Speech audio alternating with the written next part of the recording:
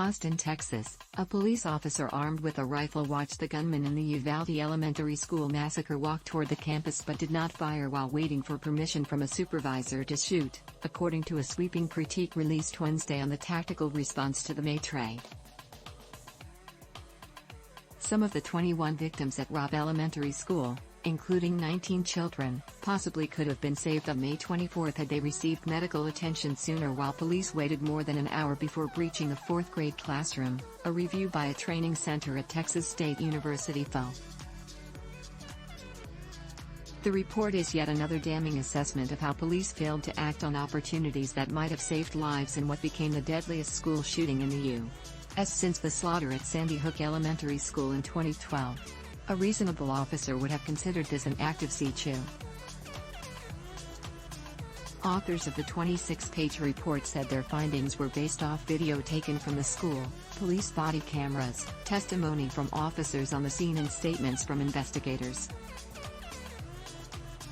Among their findings, it appeared that no officer waiting in the hallway during the shooting ever tested to see if the door to the classroom was locked.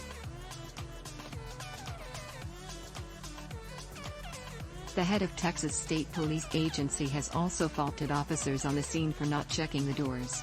The officers had weapons, including rifles, body armor, which may or may not have been rated to stop rifle rounds, training, and backup.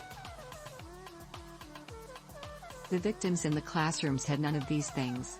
When officers finally entered the classroom at 12:50 p.m. more than an hour after the shooting began, they were no better equipped to confront the gunman than they had been up to that point. Effective incident command never appears to.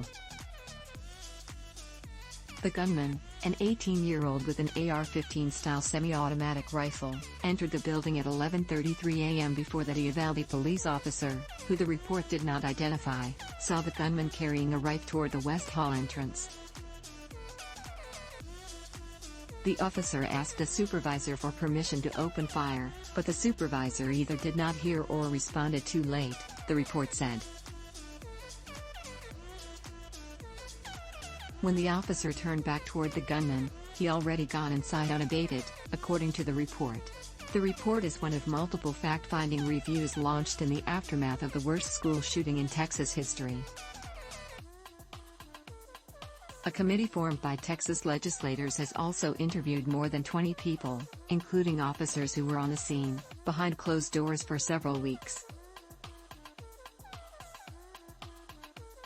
It is unclear when they will release their findings. It follows testimony last month in which Colonel